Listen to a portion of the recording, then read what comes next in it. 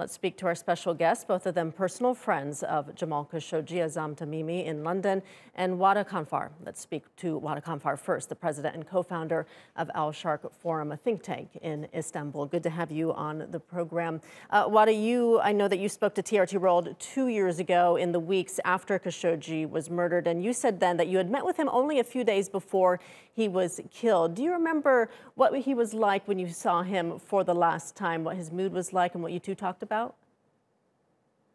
Full of hope, full of optimism. He was thinking of his role and our role, all of us together, those who have stood for the Arab Spring. He was thinking, how could we serve the young generation? How could we transfer new experience? How could we sustain hope? This is his word. Always he was saying, we need to keep hope in the minds and hearts of young generation in the Arab world. So what happened to us after the counter-revolutions took over the dream of democracy and the freedom in the Arab world is not going to kill that hope. So that was his project. Jamal, for all of us actually, he was that catalyst who always brings everything about hope, about the future, about the necessity to stand for justice and for freedom and democracy. He had a dream of building a new human rights group, an Arab pro-democracy group. Where do things stand with that? Will that dream still come true?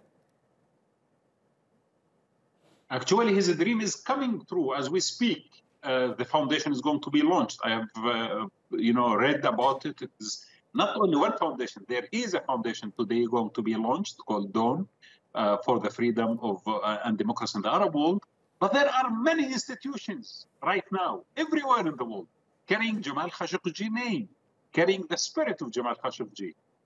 People are initiating projects under his name, and they are carrying the spirit and the call for democracy and the freedom that he was actually trying to introduce to us. So to answer your question, the project is launched, and a lot of other projects actually, besides the one that he was thinking about, which is Dawn, is launched. And a lot of people are writing about it, and the spirit is continuing. Nothing at all.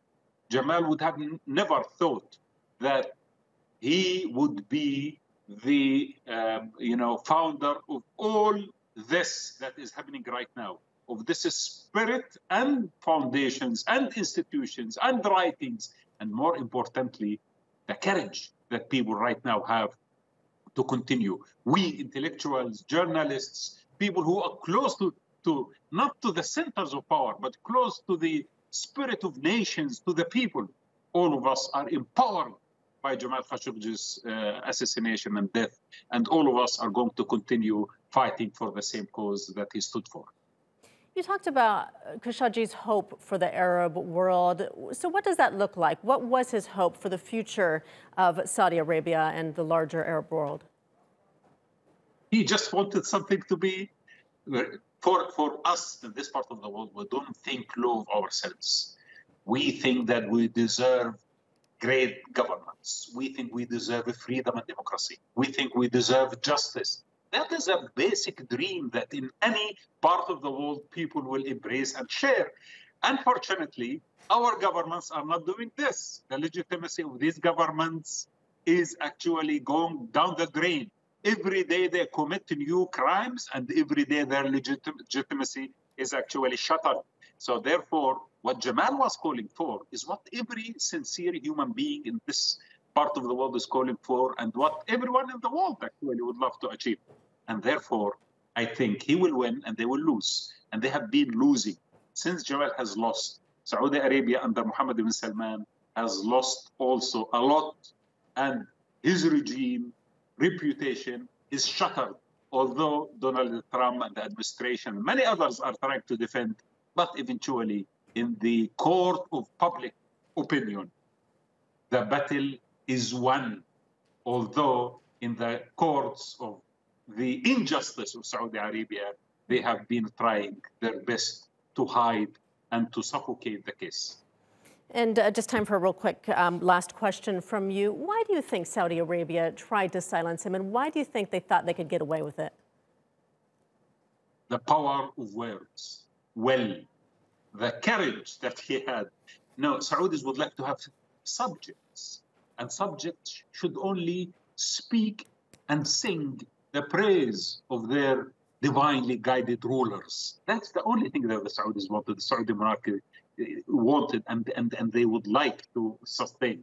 Now, Jamal went out of that into something new, fresh, dynamic, futuristic, creative, courageous, noble, and they will never tolerate something like that. So they wanted his killing to be an example to terrorize anyone in the future who might even contemplate the idea of carrying a faction of what Jamal was calling for. All right, Wadah Khanfar, thank you so much. Well, let's turn now to author and former head of Institute of Islamic Political Thought, Azzam Tamimi. He joins us from London. Azzam, good to have you on the program as well. Do you believe, when you saw Jamal Khashoggi's son pardon his father's killers, do you believe that he was pressured by the Saudi government to do so? That's likely, of course, and there have been so many reports, but it's really difficult for me personally to verify any of them, but this is a possibility. Mm-hmm. You're also a friend of Jamal Khashoggi. How do you remember him as a person and as a journalist? Well, I've known Jamal since 1992 when we met for the first time. And we worked together in the 90s on a number of projects, the most important of which was a project for democracy in Algeria, because he was enthusiastic about democratic transformation or transition in Algeria. Then we worked on human rights and some other intellectual projects. But just hours before Jamal was killed, he was with me. We were together here in London. We had lunch on the Monday before he flew back to Istanbul. He left me and went to the airport. I followed him the following day. When I arrived in Istanbul, I heard the news that he had been into the consulate and never came out, because we had an arrangement. He was supposed to appear on my TV show. And unfortunately, we haven't seen him since then. What is his legacy, and who can possibly carry it on?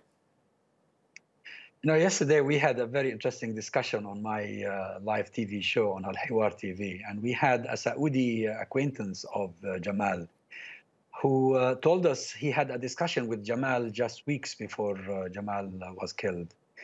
And he said to Jamal, "Why don't you set up a political party?" And Jamal said to him, "Well, I'm not a political leader. I am not that sort of person."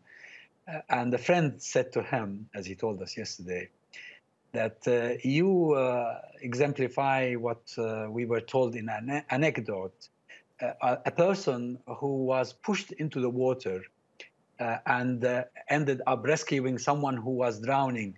So you are a leader whether you like it or not. Jamal never expected or anticipated to be in the position he is today. And I think he will continue for many years to be an inspiration for people who long for freedom and for change in the Arab world. Not just in Saudi Arabia, but in the entire Arab world. What do you think his thoughts would have been if he had known 2 years later that people would look at him as a leader, as a source of inspiration? Well, probably if he's looking at us now, and he must be delighted, and I hope that he is in the upper heavens, because he's been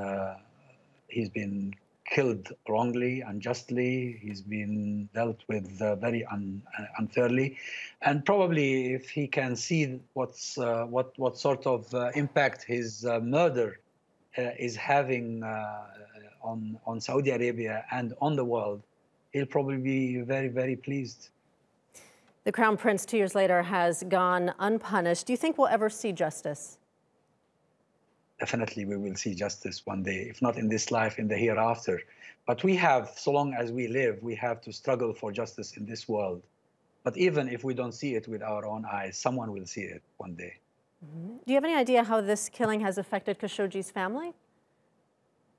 I really have no contacts with them, but I assume they must be very saddened by it, even if they cannot express their feelings. I can understand their position. I can understand, because this is a very brutal regime they happen to be ruled by. But if you lose your father and in such circumstances, I mean, you must be devastated. All right, Azzam Tamimi in London, thank you for your time.